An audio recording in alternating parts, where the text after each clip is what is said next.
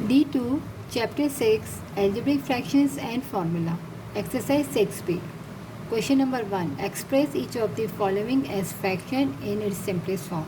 यहाँ हमें इसको सिंपलेस्ट फॉर्म तक सॉल्व करना है। तो हम यहाँ देखिए, यहाँ पर हमारे पास है 7/6 से +4/9 है। तो सबसे पहले हम क्या करेंगे, इन दोनों में ए तो हमारे पास डिनोमिनेटर में कॉमन है और 6 और 9 का हम क्या करेंगे, यहाँ एलसीएम फाइंड कर लेंगे। तो हमने लिखा 6 और 9, 3 2s are 6, 3 3s are 9, 2 1s are 2, 3 और लास्ट में हम करेंगे 3 1s are 3 और 3 1s are 3। तो हमारे पास जो एलसीएम आया है वो 3 × 2 × 3, तो 3 2s are 6 और 6 3s are 18। तो एलसीएम हमारे पास आ गया है 18। तो अब हम यहाँ क्या करेंगे कि यहाँ पर हम 6 को 3 से मल्टीप्लाई करेंगे, क्योंकि हमें डिनोमिनेटर में 18 करना है, क्योंकि एलसीएम जो है हमारा 18 आया है। यहाँ हमने एलसीएम फाइंड किया तो हमारा एलसीएम 18 आया। तो हम यहाँ क्या करेंगे, 6 को अगर हम 3 से मल्टीप्लाई करें तो 6 3s are 18। तो जब हम यहाँ पर मल्टीप्लाई करेंगे तो हम यहाँ भी मल्टीप्लाई एंड डिवाइड दोनों करेंगे। और यहाँ पर 9 है तो 9 को हम किससे मल्टीप्लाई करेंगे तो 18 आएगा। 9 को अगर हम 2 से मल्टीप्लाई करें तो हमारे पास 18 आ जाएगा। तो यहाँ भी हम मल्टीप्लाई एंड डिवाइड दोनों करेंगे। तो हमारे पास जो एलसीएम आएगा वो आ जाएगा 18, क्योंकि 6 3s are 18, 9 2s are 18 और ए तो हमारे पास दोनों में कॉमन है। तो ये हमने इसका एलसीएम निकाला। अब यहाँ हम इसको मल्टीप्लाई कर देते हैं। 7 3s हमारे पास हो जाएगा 21 प्लस 4 2s are 8। 21 और 8 को हम ऐड करेंगे तो हमारे पास हो जाएगा 29। तो 29 डिवाइडेड 18a, ये हमारा आंसर। क्योंकि 29 और 18 जो है वो दोनों एक टेबल में नहीं जा रहा। अगर एक ही टेबल में जाता तो हम इसको और भी सिंपलेस्ट फॉर्म करते हैं इसकी। पार्ट बी में हमारे पास डिनोमिनेटर में यहाँ पर 2 है, यहाँ पर 3 है और यहाँ पर 6 है। तो यहाँ पर जो हमारे पास 5 के डिवाइड में 6b है, तो हम क्या करेंगे कि यहाँ एलसीएम जो है, अगर हम यहाँ इसको 3 से मल्टीप्लाई एंड डिवाइड करें और इसको 2 से करें तो ये भी 6 बन जाएगा, ये भी 6 बन जाएगा और ये भी 6 बन जाएगा। तो यहाँ हमें अलग से एलसीएम निकालने की नीड नहीं है, क्योंकि यहाँ पर बड़ा नंबर जो है वो 6 है। और यहाँ अगर हम 6 को 3 को 2 से मल्टीप्लाई करते और यहाँ को 2 को 3 से, तो ये दोनों भी 6 बन जाएंगे। तो हमारा एलसीएम यहीं से डायरेक्ट हम कर सकते हैं। तो यहाँ हम मल्टीप्लाई करेंगे और डिवाइड करेंगे, क्योंकि 2 को अगर मैं 3 से करूँगी तो 6 बनेगा और 3 को मैं 2 से करूँगी तो 6 बनेगा। तो एलसीएम हमारा आ जाएगा 6b और यहाँ पर आ गया 9 + 2 - 5। 9 + 2 हमारे पास हो गया 11 - 5 डिवाइडेड 6b। 11 में से हमने 5 को माइनस करेंगे तो 6 हो जाएगा हमारे पास 6b। अब यहाँ पर भी हमारे पास 6 है और यहाँ पर भी 6 है, तो 6 को हम कैंसिल कर सकते हैं। 6 1 6, 6 1 6, तो हमारे पास आ जाएगा 1/b आंसर।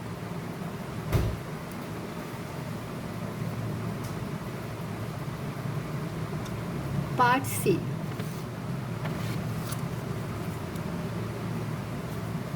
अब पार्ट सी में हमारे पास डिनोमिनेटर में यहाँ भी 3 है और यहाँ भी 3 है, तो 3 तो कॉमन हो गया। अब हमारे पास वेरिएबल में यहाँ c है और यहाँ d है, तो हम क्या करेंगे, यहाँ हमारे पास d नहीं है तो हम यहाँ मल्टीप्लाई d से करेंगे। तो यहाँ ऊपर भी मल्टीप्लाई कर देंगे और डिनोमिनेटर में भी कर देंगे। और यहाँ पर 3d है तो हमारे पास c नहीं है तो हम मल्टीप्लाई करेंगे c से। हम क्या करते हैं, एलसीएम फाइंड कर रहे हैं, इसलिए दोनों के डिनोमिनेटर को हम सेम बनाते हैं। तो यहाँ पर तो नंबर्स 3 है, तो यहाँ तो एलसीएम निकालने की हमें नीड नहीं है, क्योंकि दोनों के डिनोमिनेटर में 3 है। और वेरिएबल यहाँ पर सी है, यहाँ पर डी, तो हमने क्रॉस कर दिया। तो हमारा एलसीएम जो आ जाएगा यहाँ पर, वो आ जाएगा 3CD, और यहाँ आ जाएगा D माइनस C। ये हमारा आंसर है। इससे आगे है, और ये सिंपलेस्ट फॉर्म नहीं होगा, क्योंकि यहाँ पर कोई भी चीज़ कैंसिल नहीं हो रही, ये तीनों आपस में मल्टीप्लाई हो रहा है। ये D माइनस C है। पार्ट डी,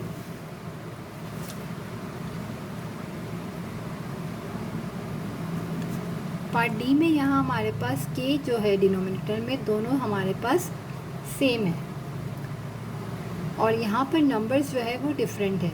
तो यहाँ पर 3 है और यहाँ पर 8 है। अगर हम 3 और 8 का एलसीएम निकाल लें, 3 और अगर 8 का हम एलसीएम निकाल लें, तो 3 बनता 3 और 8 यही रहेगा।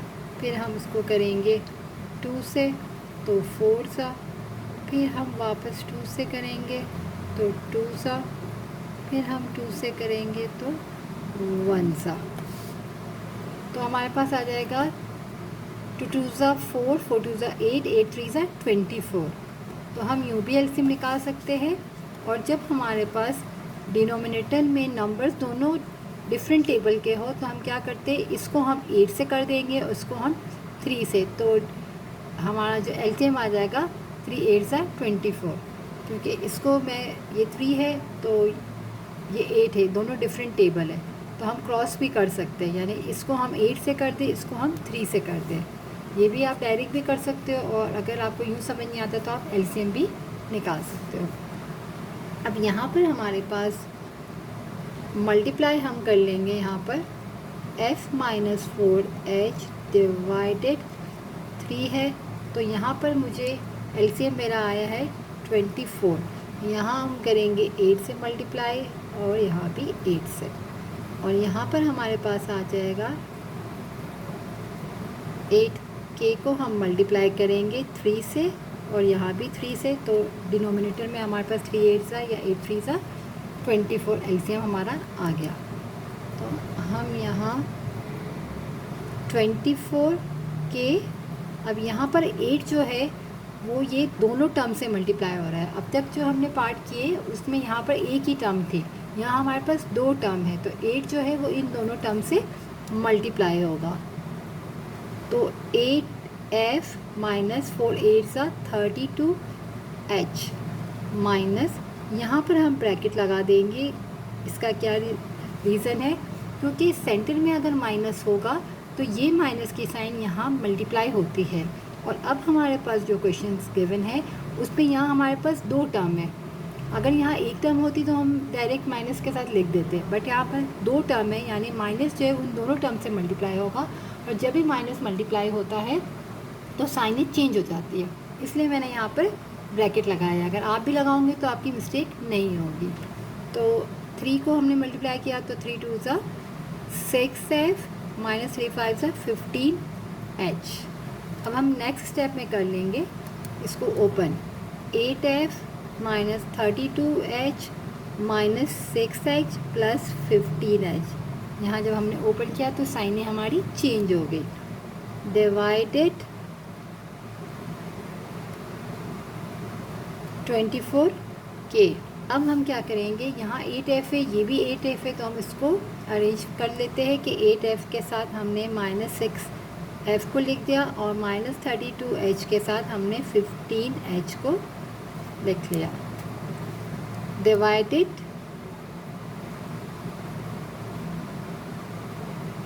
24k। अब f वाले 2 टर्म है हमारे पास, तो यहाँ प्लस है और यहाँ माइनस, तो प्लस माइनस, माइनस 8 में से 6 किया तो 2f, और बड़ा नंबर 8 है इसलिए यहाँ पर प्लस की साइन, माइनस प्लस माइनस 32 में से हम 15 को माइनस कर दें, 32 में से 15 को माइनस करें तो यहाँ पर 2 हुआ, यहाँ पर 12 बनाया, 12 में से 5 किया तो हमारे पास 7 बचा, और 2 में से 1 गया तो 1 बचा। तो यहाँ हमारे पास हो गया 17H, और 32 बड़ा नंबर है, इसकी साइन माइनस है तो यहाँ माइनस आएगा। Divided 24K answer.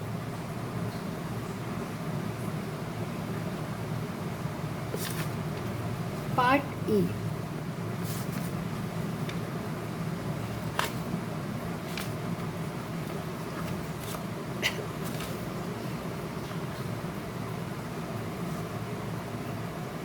पार्ट ई में हमारे पास यहाँ पर डिनोमिनेटर में x माइनस 3y है, यहाँ पर 3x माइनस 9y है।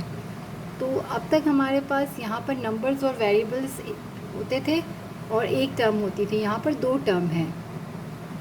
अगर हम यहाँ देखें तो यहाँ पर 3 कॉमन है, तो सबसे पहले हम क्या करेंगे, यहाँ पर 4a divided x minus 3y plus 3a divided, यहाँ से 3 को हम पहले कॉमन ले लें तो x माइनस 3y,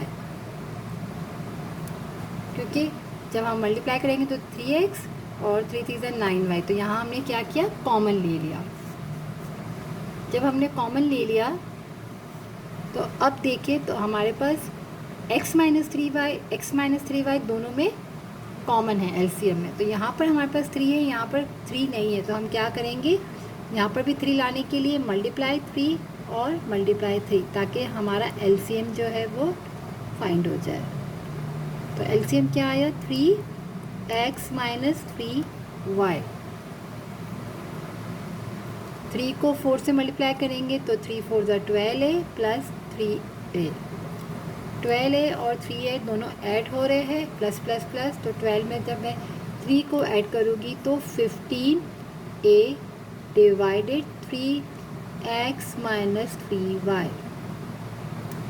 अब यहाँ पे 15a है और डिनोमिनेटर में 3 मल्टीप्लाई हो रहा है इस ब्रैकेट से, तो ये 3 5 से 15 से कैंसिल हो जाएगा, दोनों एक ही टेबल में जा रहे हैं। 3 1 3, 3 5 15, तो हमारे पास आंसर आ जाएगा 5a divided x minus 3y answer.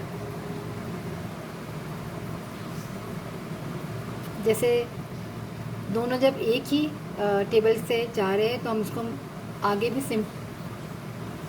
Simple form में और भी ज़्यादा कर सकते हैं, इसलिए हमने इसको यहाँ से कट कर दिया। Part F.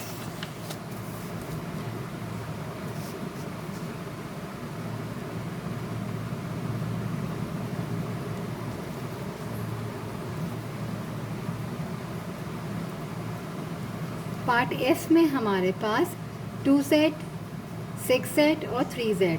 तो यहाँ भी क्या करेंगे, यहाँ पर 6z है तो z सब में कॉमन है, यहाँ पर 2 के साथ अगर मैं 3 से कर दूँ मल्टीप्लाई एंड डिवाइड तो ये 6 बन जाएगा, ये ऑलरेडी 6 है, और यहाँ मैं 2 से अगर कर दूँ तो ये भी मेरा 6 बन जाएगा। तो हमारा एलसीएम आ गया है 6z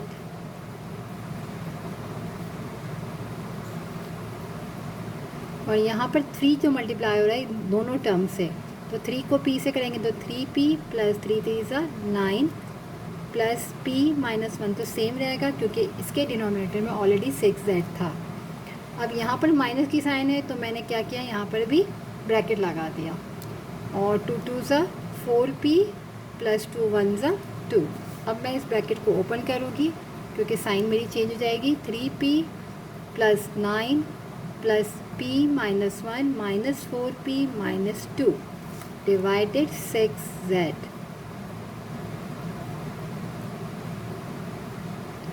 अब यहाँ पर p वाली 3 टर्म है तो तीनों को हम अरेंज करके लाइन में लिख देंगे। 3p plus p minus 4p plus 9 minus 1 और माइनस का 2 डिवाइडेड 6z। अब हम सॉल्व कर लेते हैं 3 और 1, तो ये हो गया 4p और माइनस 4p, और यहाँ पर हो जाएगा 9 में से 1 को अगर मैं माइनस कर दूँ प्लस माइनस माइनस तो ये 8 हो गया और माइनस का 2 डिवाइडेड 6z। यहाँ पर 3 टर्म थी, पहले मैंने 2 को ऐड किया और इसको मैंने लिख लिया। यहाँ भी इन दोनों को मैंने पहले प्लस माइनस किया और इसको मैंने लिख लिया। अब प्लस 4p और माइनस 4p जो है वो कैंसिल हो गए, क्योंकि एक प्लस है और एक माइनस है, तो 4 में से 4 को माइनस किया तो 0 हो गया, और 8 में से 2 को माइनस करेंगे तो हमारे पास आ जाएगा 6। तो हम यहाँ लिख लेते हैं इक्वल 6 डिवाइडेड 6z। यहाँ पर भी हमारे पास 6.6 है, तो 6 1 ज़ा 6 और 1 ज़ा, तो हमारा आंसर आ जाएगा 1/z आंसर।